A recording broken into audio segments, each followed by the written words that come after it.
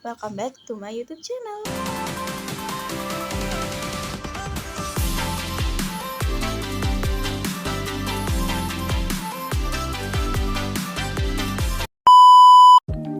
Oke, kalau di video sebelumnya kita sudah membahas nih tentang fungsi-fungsi manajemen. Nah, di video kali ini kita akan membahas nih konsep manajemen pendidikan tingkat sekolah dasar. Yang pertama, kita akan membahas terlebih dahulu nih konsep pengertian dari manajemen pendidikan tingkat sekolah dasar. Nah, manajemen sekolah dasar ini merupakan kegiatan mengelola atau mengatur sekolah dasar. Dengan kata lain, manajemen sekolah dasar ini berarti penggunaan orang-orang dan sumber daya yang lain untuk mencapai tujuan sekolah dasar tersebut. Nah, di dalam sekolah dasar ini, kepala sekolah ini sebagai pengelola ini perlu menggunakan manusia, material, dan sumber daya finansial untuk memenuhi tujuan sekolah yang telah ditetapkan. Hal ini dikutip oleh Marini pada tahun 2014.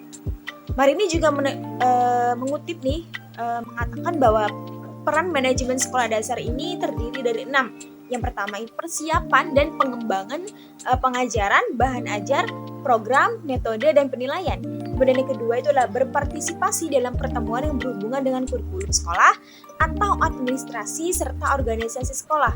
Kemudian ada berkontribusi pada seleksi pengembangan profesional dari guru yang lain. Kemudian yang keempat itu adalah mengkoordinasikan atau mengelola pekerjaan guru-guru lain.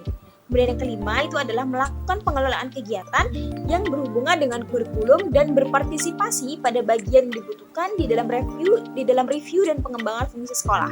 Kemudian yang terakhir itu adalah berpartisipasi dalam tugas administrasi dan orang-orang yang memberikan dukungan kepada guru serta mengalokasikan peralatan dan material. Oke, selanjutnya kita akan membahas nih tentang kerangka manajemen sekolah dasar. Yang pertama itu adalah jadwal dan prosedur untuk perencanaan anggaran tahunan sekolah. Kemudian yang kedua itu adalah peran kepala sekolah di dalam penyusunan anggaran tahunan. Kemudian selanjutnya adalah laporan yang diinginkan pemerintah dari kepala sekolah mengenai kinerja sekolah secara umum dan pengeluaran anggarannya. Kemudian yang keempat itu adalah wewenang yang didelegasikan kepala sekolah. Kemudian ada pengaturan untuk melakukan otoritas pembayaran. Selanjutnya itu adalah menyetujui prosedur untuk mengisi kekosongan pegawai. Dan terakhir itu adalah pengaturan manajemen pada saat ketidakhadiran kepala sekolah. Nah, kemudian pembahasan selanjutnya itu adalah ruang lingkup dari manajemen sekolah dasar. Yang pertama itu adalah perencanaan. Kemudian yang kedua itu adalah penganggaran, kemudian yang ketiga itu adalah pengorganisasian, kemudian ada pengarahan, selanjutnya itu adalah pengontrolan, kemudian ada pengordinasian, kemudian pembuatan keputusan, evaluasi, dan terakhir adalah kegiatan-kegiatan dan program-programnya.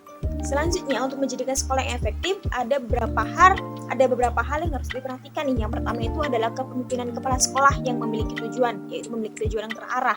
Kemudian yang kedua itu adalah keterlibatan kepala sekolah dalam segala hal yang berhubungan dengan sekolah. Kemudian ada keterlibatan pegawai sekolah di dalam perencanaan. Selanjutnya itu adalah konsistensi, keberlanjutan, dan kemajuan di dalam kegiatan pengajaran. Kemudian ada pendekatan pembelajaran yang terstruktur. Kemudian ada pengajaran yang menantang secara intelektual.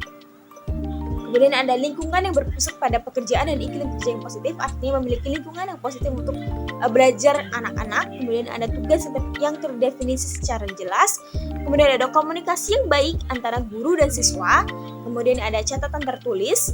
Kemudian ada keterlibatan orang tua dan masyarakat. Dan terakhir adalah pekerjaan yang ditunjukkan dan bernilai. Nah, pembahasan yang selanjutnya itu adalah fokus manajemen sekolah dasar.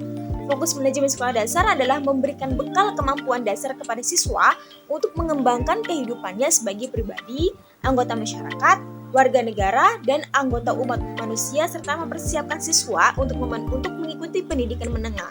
Kemudian pembahasan yang terakhir adalah penerapannya. Nah, untuk meningkatkan mutu lembaga pendidikan, ada 5 hal yang harus diterapkan menurut Baharudin pada tahun 2010. Yang pertama itu adalah pengembangan dan perbaikan kurikulum berbasis kompetensi. Kemudian ada memperhatikan kondisi kebutuhan siswa dan masyarakatnya. Kemudian yang ketiga itu adalah sistem evaluasi yang ada hendaknya dirancang dengan berbasis keahlian peserta didik. Kemudian yang keempat itu adalah perbaikan sarana dan prasarana pendidikan, pengembangan dan ketersediaan bahan ajarnya. Kemudian yang terakhir adalah menambah intensitas pelaksanaan pelatihan atau training bagi pendidik dan tenaga kependidikan. Oke, kayaknya segitu dulu video pembahasan kita hari ini. Jangan lupa like, komen, dan subscribe video aku. Dan juga jangan lupa nih, tonton terus video aku sebelumnya. Dan nantikan terus video-video aku selanjutnya. Terima kasih. Wassalamualaikum warahmatullahi wabarakatuh. Bye-bye.